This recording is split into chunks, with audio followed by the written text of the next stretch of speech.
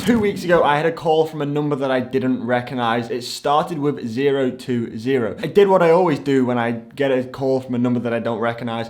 I didn't answer it. I figure if it's super important, they'll either call me again or they'll send me a text. Plus, I hate talking on the phone. Anyway, I Googled the number and it turns out it was from some logistics company in southwest London. So I decided to ring the number back. And I kid you not, a chap answered the phone and he had the most Cockney accent I have ever heard. He said, "Oh mate, this is Tiger Logistics. How you doing?" "Hello mate, I just had a missed call from you. It's Cameron Jeffers." "Ah yeah mate, I got an exercise bike here that I need to deliver to your address. Are you in tomorrow?" I didn't order an exercise bike," I said. And at this point I thought that it was a prank call. I thought it was a wind up. I was about to hang up and then he said, "Yeah mate, it's an exercise bike from Wahoo Logistics in Holland." Yo, I'm sorry to every follower who lives in London who I've just mocked their voice. That was absolutely horrendous and I'm sorry. I decided that this wasn't a prank call and I would give him the benefit of the doubt. And oh boy, I am glad I did because this showed up. This turned up as a complete surprise to me. I didn't order it. Wahoo didn't tell me they were sending me it, but I'm very, very thankful to Wahoo for sending me it. But I thought it'd be really cool to jump onto a Zwift race on the Wahoo Kickr bike and kind of give you guys my first impressions, my first thoughts, and then I would commentate and reflect on my thoughts of the Wahoo Kickr bike after the race and kind of during the race. Like I said, this was a complete surprise. Wahoo haven't asked me to do anything like this. It's not an ad, it's not sponsored in any way, shape or form, but I didn't pay for this bike. It was for free. So take the things that I say with a pinch of salt. I will be as honest as I can, but you know, when someone gets something for free, you can never fully trust them what they say. I don't know what I'm trying to say. Let's go Zwift racing. Okay, so this isn't intended on being like a review on the Wahoo Kickr bike. This is literally just my first Zwift race on it and my kind of initial reactions, my initial thoughts. I've got the gradient level set to unlocked there, so we're gonna get all of the movements up and down. I've also set trainer difficulty to 100% max. Therefore, the gradient going up and gradient going down is gonna be, you know, completely 100% real, and it should give us the most immersive feel possible. All right, here we go, we're in the big ring. We're in gear 7. So it's just like a normal bike. On the front, you've got, on the left hand side, you've got the big ring and the small ring. And on the right hand side, you've got the rear cassette, which has got 10 gears. We're now in gear 9. Zwift races always start so hard.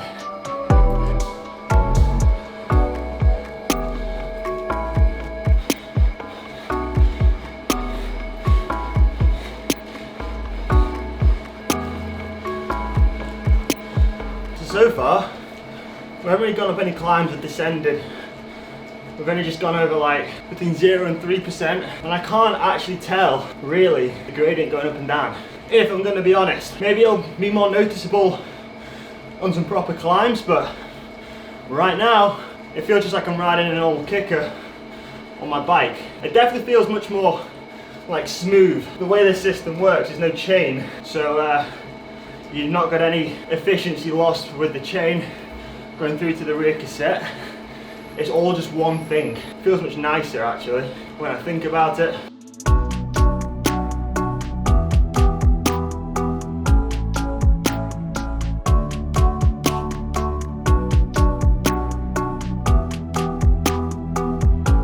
So the pace has settled down a little bit now. We've got 17.8k to go. Everyone's kind of finding the rhythm a little bit. Most of the A's are separated now in the front, and it's probably just going to be pretty chill now until the climb. That's what tends to happen with these Zwift races. On the flats, it's nice and tranquilo, and on the climb, all hell breaks loose. So the course is pretty much rolling, so I don't think I'm going to notice too much the gradient going up and down.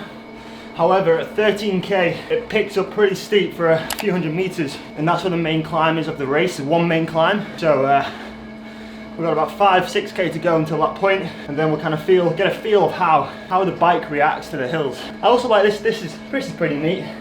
Little bottle holder underneath the bike. It does feel weird, however, having no front wheel. It kind of feels like I'm just going to fall off the front. One thing I would say, one point, I'm currently in gear 2 on the left of the big ring and number 8 in the back, so 2 from the bottom. I'm doing 85 RPM and 300 watts. So You know, I think if I was on my bike on the Kickr, at this point I'd be more in the middle of the block, maybe gear number 5, sort of like the 18 tooth. So I think it's going to be interesting to see, you know, if there is a sprint at the end, is there enough gears to push, you know, 1300, 1400 watts, which is kind of my max. The shots that you're watching right now, I filmed them 2 days ago. I'm coming around to editing the video now, and I'm kind of delving in a little bit deeper with the bike, and I connected it to my phone, and it actually turns out that you haven't just got 10 gears. It's completely customizable. As standard, this bike comes with a front chainring of 50, 34, which is a compact, and it's got a 10 speed on the back, 11 through to 28. For the last few years, I've ran a standard chain set on the front, which is 53, 39, and then on the back, an 11 speed cassette, which consists of 11 through to 28. So this race right now was done on the default setting, which is a 50, 34 chainring. So just disregard everything I just said about potentially not having enough gears. You've got enough gears, and I think you can go all the way up to like 54, 55, and a 12 speed cassette on the back.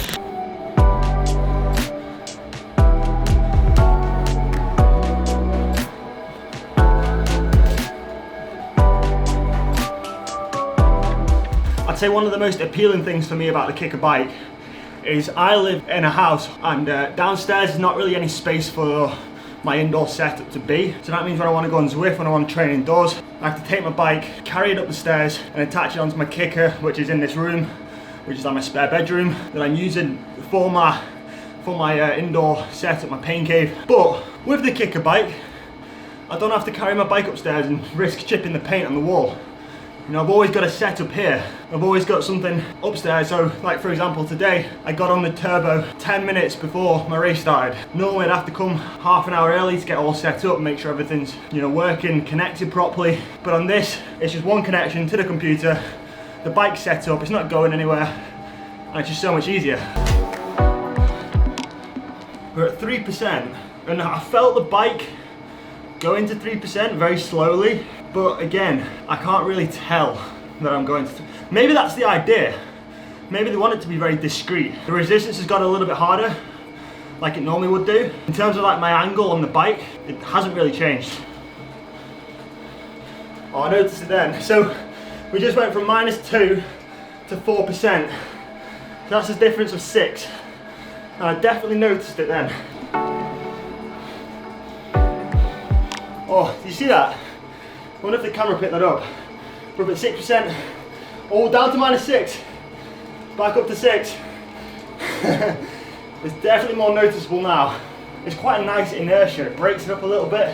It's almost like getting in and out of the saddle when you're doing an effort. Like different kind of rhythm. Oh, I feel so immersed in the game right now. Doesn't make it any easier. Flipping heck.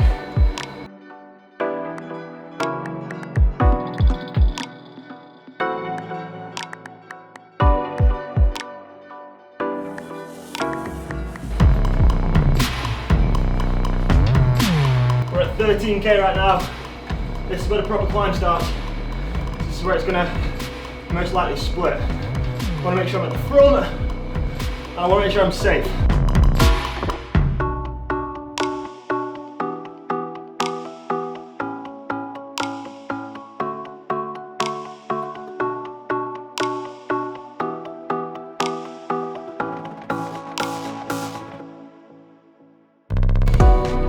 Going downhill, -5 right now. Another really cool feature is changing gears, because it's like you've not got the chain. You know, I can change gears and it's so smooth, so smooth. 6k to go. Looks like it's going to be a sprint from a group of about 20, and I'm still here. I'm sweating, I'm trying, but I'm still in the group, still in the front group, just. Oh, see that? I quite like it. It's a weird feeling, don't get me wrong.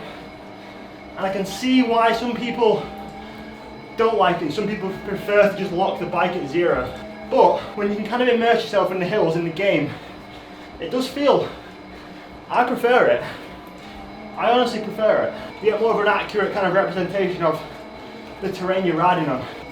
It's so instant as well. like as the resistance changes on the computer, it changes on a bike, which is always good because you know you don't want to come into a climb and the next thing 2 seconds later the fucking bike kicks you back and you're not expecting it. It's very much real time. So unfortunately we had a bit of a Wi-Fi dropout around 3 kilometers to go. The connection has come back, but we're about 3 minutes off the back of the group. We're just crossing the line right now. 40 meters to go. 55th position, 2 minutes 50 down. Nice. One thing I wasn't able to do because of the Wi-Fi dropout was sprint at the end of the race with the group. However, there is a race in 20 minutes. It's the 3R Innsbruck Ring sprint race. It's only 9 kilometers, so it's not necessarily like I'm doing another race, and I probably missed the last few kilometers of this race anyway, so I'm gonna jump into that race. Hopefully we can make it to the end of the race without having a Wi-Fi dropout. Then we can sprint, and then we should be able to see how the Kickr bike fares up in the bottom gear, flat out in a sprint, and let's see what kind of numbers we can hit. Alright, let's try again. Race number 2, got 30 seconds to go. This race essentially is 1 lap of Innsbruck Ring. It's pretty much a flat course apart from the leg snapper, the climb is called, which comes around 5 kilometers in, which is about halfway. The race is 9 kilometers. It should be like 12 minutes of racing. It's going to be short, sharp, and it's going to be fast. There's not as many people in this race, but because it's so short, it's most likely going to be twice as hard.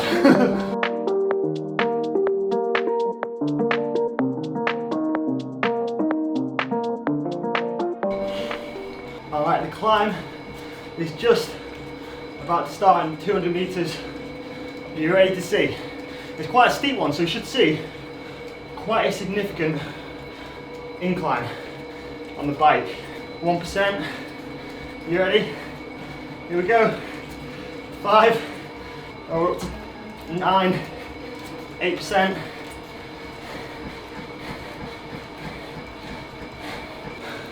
Straight to descent. That felt weird. Group of 4, 5 seconds to the group behind. 3k to go.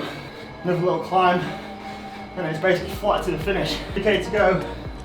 Sat third man. Group of about 12, 15.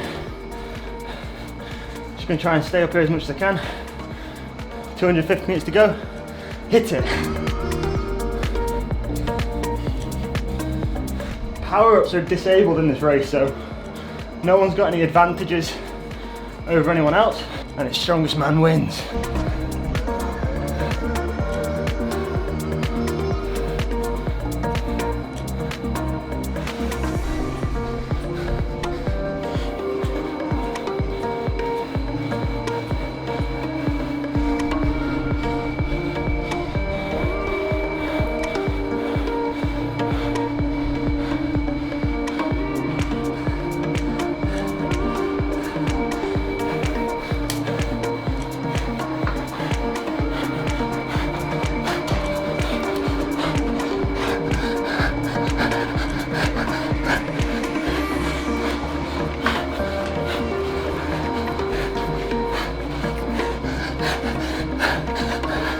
Yeah.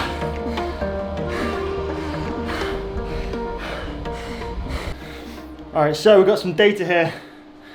Our average power for that race was 350. Average heart rate was 175.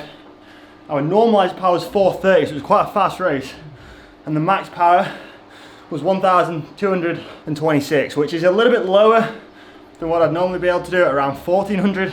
I was slightly under geared coming into that sprint. My cadence was a bit too high. But yeah, in terms of like how it feels in comparison to sprinting on your bike with a normal Kickr, it feels the same. It feels you've got the power to push. You know, it's not too spinny. I was in like gear 7 in the sprint. I think I saw when I looked down. It's a completely different, you know, bike and feeling coming into the sprint. So I know for next time I need to be in a little bit of a lower gear, especially on a flat running. But hey, we still won.